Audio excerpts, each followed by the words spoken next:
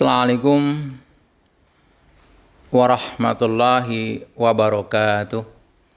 Alhamdulillah wassalatu wassalamu ala rasulillahi amma ba'du. Rekan-rekan beriman, mari kita lanjutkan tema kita yang sebelumnya, yaitu kita sedang bicara mengapa ritual Ramadan yang kita kerjakan kurang efek. Kemarin kita sudah mencoba mendiagnosis. Yang pertama harus dipahami bahwa berpisah dengan Ramadan bukan berarti berpisah dengan ketaatan.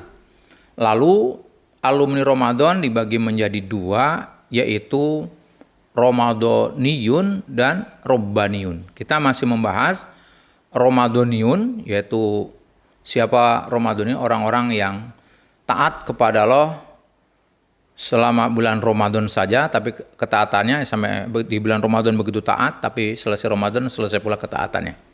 Nah, kemarin kita mendiagnosis kenapa sebagian orang terjangkiti penyakit dalam tanda petik ya, Ramadaniyun, dia hanya taat di bulan Ramadan. Diagnosis yang pertama, ada mungkin persepsi tentang makna lebaran yang sudah dikupas kemarin. Dan yang kedua, bisa jadi kita punya persepsi yang berbeda tentang Idul Fitri. Seperti kita ketahui di masyarakat, berapa banyak orang yang berpersepsi memaknai bahwa Idul Fitri kembali suci. Saya hanya menggarisbawahi, kalaupun harus mengatakan Idul Fitri kembali suci, mungkin akan lebih baik kalau ditambah kalimat semoga kembali suci. Sebab coba kita diagnosis, berapa banyak orang yang karena terlalu bersemangat barangkali ya, kembali suci ditambah lagi dengan mengatakan seperti bayi baru lahir. Bayangkan saja, orang merasa dirinya suci, kemudian seperti bayi baru lahir. Dampaknya apa? Bisa jadi timbul dampak yang tidak baik karena merasa suci, sehingga sebelum Ramadan dia tidak rajin ke masjid, begitu Ramadan dia rajin sholat subuh berjamaah, sholat isya baca Quran, selesai Ramadan selesai juga semuanya urusannya. Kenapa? Dia mungkin terlalu bersemangat karena sudah suci, ya nggak apa-apa lah, nggak ke masjid dulu. Nah, kalau ada yang berpersepsi bahwa Idul Fitri kembali suci, lalu dengan kembali sucinya membuat jauh dari ibadah, jauh dari ketaatan, menurut saya mungkin boleh dong kita mencari makna lain Idul Fitri yang barangkali itu lebih dekat, yang dengan itu kita bisa lebih menghidupkan kembali semangat amalia Ramadan, semangat makna Ramadan kita bumikan dalam kehidupan sehari-hari. Coba teman-teman lihat di layar, ada sebagian yang memahami Ramadan bukan semata-mata kembali suci, tapi ada persepsi lain yang barangkali ini kita bisa ambil juga untuk apa? Memotivasi kita bahwa sebaiknya kita selesai Ramadan tetap taat kepada Allah. Makin baik ketaatan kita kepada Allah. Jangan sampai selesai Ramadan lalu kita makin jauh dari Allah karena masalah persepsi tentang mana Idul Fitri yang dimaknai kembali suci. Lepas bahwa ini ada dua pemahaman, itu bukan wilayah saya karena tentu kapasitas ilmu saya tidak nyampe seperti itu. Tapi saya mencoba mengutip bahwa di luar orang yang mengartikan Ramadan kembali suci, ternyata ada loh persepsi lain yang dimana di sini dikatakan bahwa makna Idul Fitri diartikan sebagai kembali berbuka. Nah, mereka yang mengatakan Idul Fitri kembali berbuka menyampaikan pandangannya dengan mengatakan bahwa Idul Fitri terdiri dari dua kata. Yang pertama Id dan Fitr. Id, kata mereka, terbentuk dari kata ada, ya'udu id. Artinya apa? Kembali. Nah, Fitr ternyata dari kata iftar atau fitr. Iftar artinya berbuka. Dari pandangan ini ya Pak, saudara sekalian, rekan-rekan yang beriman. Nah, kalau digabung Idul Fitri berarti kembali berbuka. Bahkan pandangan ini mengatakan yang berkembang toh Idul Fitri bukan Idul Fitroh. Nah, iftar atau fitr tidak sama dengan fitroh, karena fitroh ada tak marbutoh. Ini saya hanya mengambil pandangan mereka yang mengartikan bahwa Idul Fitri tidak semuanya mengartikan kembali suci.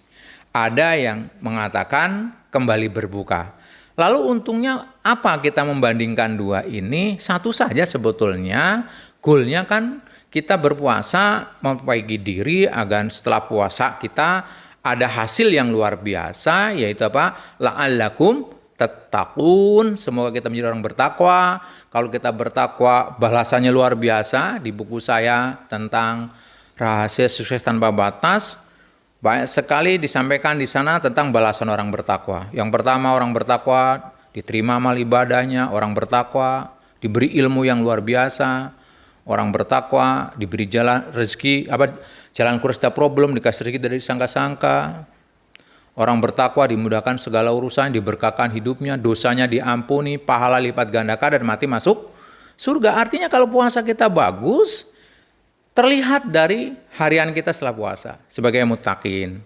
Nah, kenyataannya banyak orang setelah Ramadan di bulan Syawal jauh dari ketaatan. Nah, salah satu yang sedang didiagnosis kemarin tentang Lebaran sudah ada jawabannya. Sekarang mencoba mendiagnosis ada loh makna lain Idul Fitr yang tidak seperti yang sebagian juga memaknai kembali suci, di sini kembali berbuka.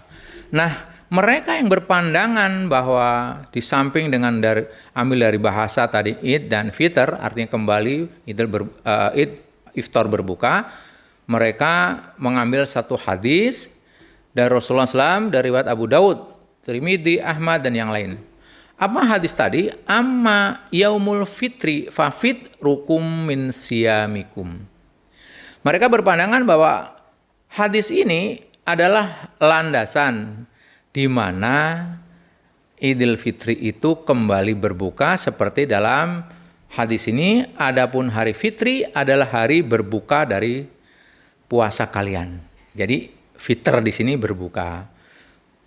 Orang berpandangan ini mengatakan kalau diartikan Fitr suci maka di hadis ini nggak cocok. Adapun hari Fitri, hari Idul Fitri adalah hari suci dari puasa kalian.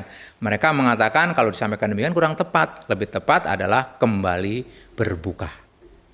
Nah, kalau kita mengartikan hari Idul Fitri adalah kembali berbuka, maka semangat kita ya sudah 30 hari atau 29 hari kita puasa, 1 Syawal kita berbuka, sudah. Suruh makan, suruh apa, hari kedua udah puasa lagi. Jadi lumayan menyelamatkan kepada sebagian orang yang kalau kemarin yang diartikan kembali suci itu membuat justru jauh dari ketaatan, maka bolehlah kita coba membandingkan, yuk diartikan aja kembali Idul Fitri kembali berbuka. Kecuali kalau tadi yang kembali suci justru merasa suci sehingga makin dekat kepada Allah, tentu itu baik. Dari makna, dari sisi efek mengartikan kembali suci. Tapi kalau dengan mengartikan semangat mengartikan kembali suci membuat dia justru jauh, saya pikir boleh dong sekarang punya pandangan yang beda, yaitu memaknai Idul Fitri kembali berbuka. Nah, lalu bagaimana kepada sebagian orang yang begitu semangatnya kembali suci, Idul Fitri kembali suci? Nah, pandangan yang mengartikan kembali Idul Fitri kembali berbuka mengambil ayat surah An-Najm surat 53 ayat 32, di sini katakan fala tuzakku anfusakum huwa a'lamu bimanit taqo. Maka janganlah kamu mengatakan dirimu suci, dialah yang paling mengetahui tentang orang yang bertakwa. Kalau demikian berarti kita kurang tepat dong mengatakan kembali suci. Karena apa? Bertentangan dengan ayat ini.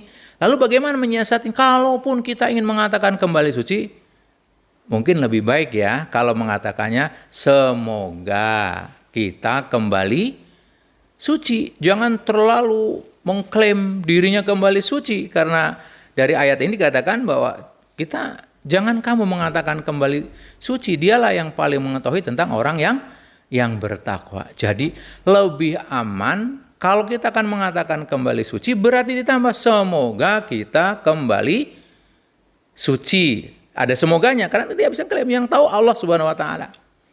Nah, saya ingin mengambil kisah. Suatu hari Umar bin Abdul Aziz di Idul Fitr itu siap merayakan Idul Fitr, sholat Id di lapangan, beserta dengan rakyatnya. melihat rakyat yang begitu gembira, gembira sekali barangkali ya. Umar bin Abdul Aziz menegur, wahai rakyatku, kenapa kamu terlalu gembira? Rakyatnya punya argumen, ini kan hari Id, kita harus merayakannya. Betul, kita harus merayakan kembali. Tetapi kita hanya sebagai hamba Allah, yang Allah perintahkan kepada kita puasa, dan 1 Syawal kita sudah merayakannya, tapi kita hanya seorang hamba. Tidak ada yang tahu apakah puasa kita diterima apa tidak. Begitu menyampaikan itu, Umar bin Abdul Aziz menangis. Menangis dia. Karena apa? Dia sedih. Jangan sampai kegembiraan kita ternyata kita berlebihan. Ya tentu gembira, tapi jangan berlebihan, mungkin maksudnya begitu. Yang membuat apa? Padahal ibadah kita belum tentu diterima. Untuk itu belajar dari sini, mungkin kita boleh untuk mengevaluasi. Apakah kita termasuk golongan Ramadhaniun atau Robbaniun yang nanti kita akan bahas di pertemuan yang akan datang. Tapi kita tahu dulu bahwasanya selesai Ramadan seharusnya baru dilatih, di Syawal kita semangat. Tapi kenyataannya banyak orang yang justru jauh dari masjid, jauh dari ketaatan. Bahkan sebagian mereka yang di Ramadan 1 hari 1 juz, sudah Syawal mau selesai, belum 1 juz dibaca. Bahkan ada sebagian manusia Syawal sudah mau selesai, 6 hari Syawal puasa belum dikerjakan. Artinya ada sesuatu. Nah hari ini dan kemarin kita mencoba mengevaluasi, jangan-jangan kita mendiagnosis diri penyebab kita masuk golongan Ramadhaniun, mudah-mudahan kita tidak, adalah salah persepsi tentang makna Lebaran dan makna Idul Fitr. Silakan rekan-rekan bisa memilih mana yang paling tepat mengambil makna Lebaran dan Idul Fitri, tapi goalnya adalah bagaimana di bulan Syawal ini justru kita semakin semangat karena kita baru mengadakan pelatihan. Dan kalau kita semangat, maka kita akan jatuh kepada yang disebut kelompok Robbaniun yang akan dikupas di episode berikutnya. Demikian rekan-rekan, semoga bermanfaat. Assalamualaikum warahmatullahi wabarakatuh.